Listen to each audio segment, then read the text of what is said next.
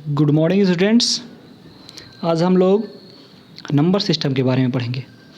Number system में क्या क्या डेफिनेशंस आते हैं, प्राइम नंबर क्या होता है, कंपोजिट नंबर क्या होता है, इंटीजर क्या होता है, रैशनल नंबर क्या होता है, रियल नंबर क्या होता है, इमेजिनरी क्या होता है, रिपीटिंग नॉन रिपीटिंग, इन सब के बारे में हम लोग आज पढ़ेंगे। तो चलिए स्टार्ट करते हैं।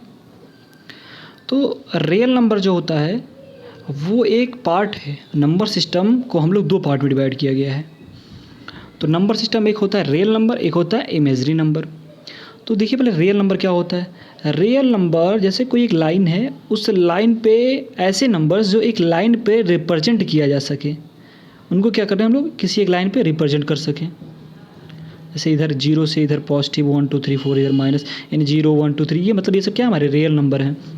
और ऐसे नंबर्स जिनको हम लोग एक लाइन पे रिप्रेजेंट ना कर सकें, उनको हम लोग इमेजिनरी नंबर्स बोलते हैं, जिनका फॉर्म क्या होता है a+ib के फॉर्म में हम लोग इसको लिखते हैं, जो कि आपके सिलेबस में नहीं है। इसको हम लोग 12th में पढ़ते हैं कॉम्प्लेक्स नंबर में। तो चलिए अब हम लोग रियल नंबर को 2 पार्ट्स में डिवाइड किए, एक है रैशनल नंबर, एक है इररेशनल नंबर।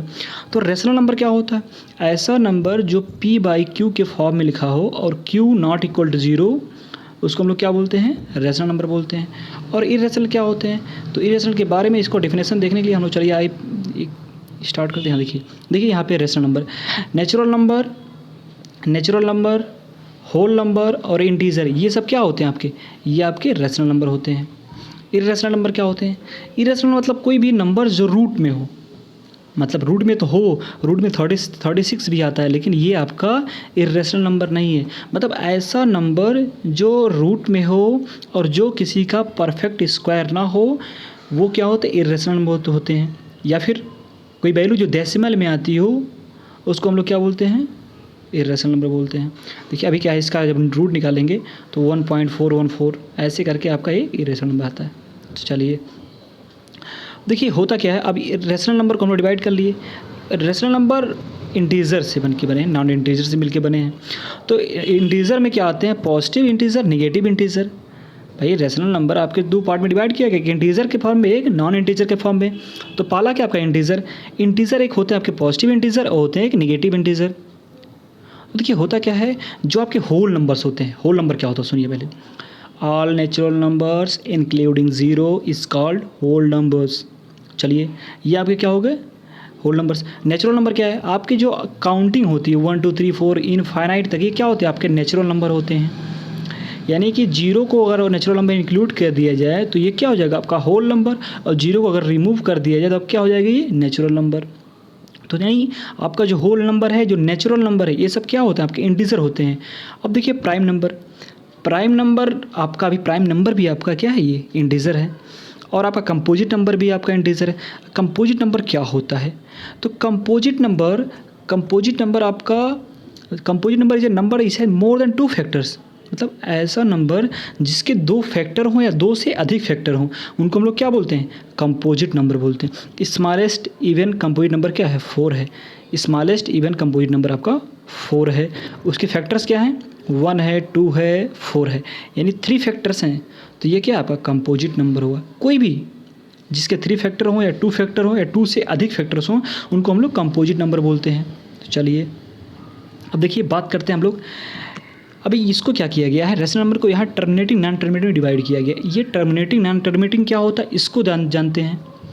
चलिए आइए देखिए टर्मिनेटिंग क्या होता है। टर्मिनेटिंग मतलब क्या, कोई अगर आपका फ्रैक्शन है, कोई रैशनल नंबर है, उसको हम लोग डिवाइड किया जाए। मान लें 17 में, यहाँ एग्जांपल में देखिए आप 17 में अगर 5 से आप डिवाइड करते हैं तो 5 3 जा 15, 2 बचेगा रिमाइंडर, फिर 5 4 जा 20, 3.4, यानी टोटली डिविजिबल हो गया। मतलब ये कि इसके कुछ वैल्यू रिपीट नहीं कर रहे हैं, मतलब ये नहीं कि इंड नहीं हो रहा है, मतलब इंड हो जा रहे हैं तुरंत, ऑल डिविजिबल हो जा रहे हैं।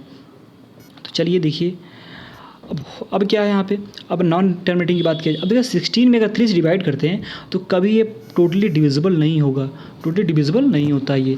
तो मतलब क्या है, ये रिपीटिंग आ रही है, इनकी वैल्यू क्या आ रही है, रिपीटिंग आ रही है, इनकी वैल्यू हमेशा दिखाई 5.3333।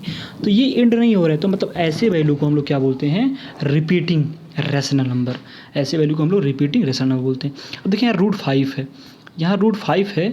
रूट 5 को अगर हम लोग इसका रूट निकालते हैं तो 2.3360679 मतलब रिपीटिंग नहीं है, इनकी वैल्यू क्या है, रिपीटिंग नहीं है, नॉन रिपीटिंग है। तो क्या होते हैं, इर्रेशनल नंबर होते हैं।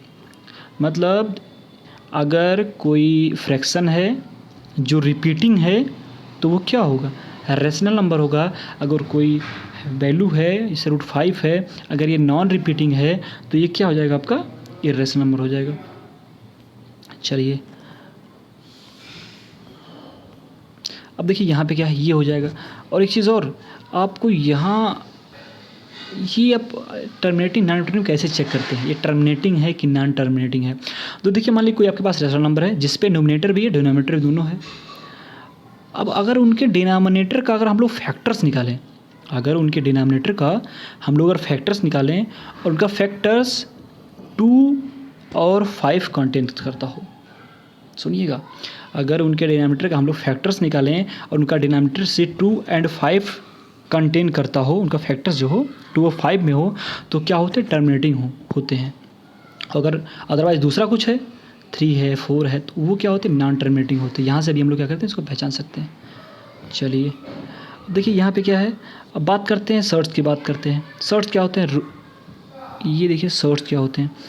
देखिए यहाँ पे सर्ट्स है, लॉ ऑफ सर्ट्स। अगर क्या है, अगर कोई वैल्यू ऐसी दी गई है, यहाँ देखिए आप चेक कर सकते हैं, यहाँ वैल्यू अगर n √a⁴n दिया गया है तो क्या करेंगे हम लोग, यहाँ देखिए यहाँ, तो ये अगर n √a⁴n दिया गया है इक्वल टू ये लिखा है, ये कैसे हो गया। देखिए अगर आप रूट जब पढ़ते थे, मान लीजिए ये 4 है, अगर ऐसा कुछ दिया रहता था तो आप समझ जाते इसके आगे 2 है, ये स्क्वायर रूट है, तो क्या करते थे 4 पावर 1/2 करते थे।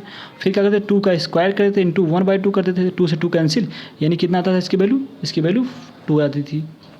ऐसे ये भी है, तो n है √a⁴n है, इसको हम लोग सॉल्व करेंगे तो ये क्या होगा, पावर बन के आ जाएगा ऊपर n 1/n, ये n से n कैंसिल, वैल्यू कितनी आ जाएगी, ये यानी ये आपके सर्ट्स के कुछ रूल्स हैं, ठीक है, इसके कुछ लॉ हैं। अब देखिए डिवाइड है, यानी n/a डिवाइड बाई n/b, तो क्या हो जाएगा, n तो बाहर रहेगा ही, a/b हो जाएगा।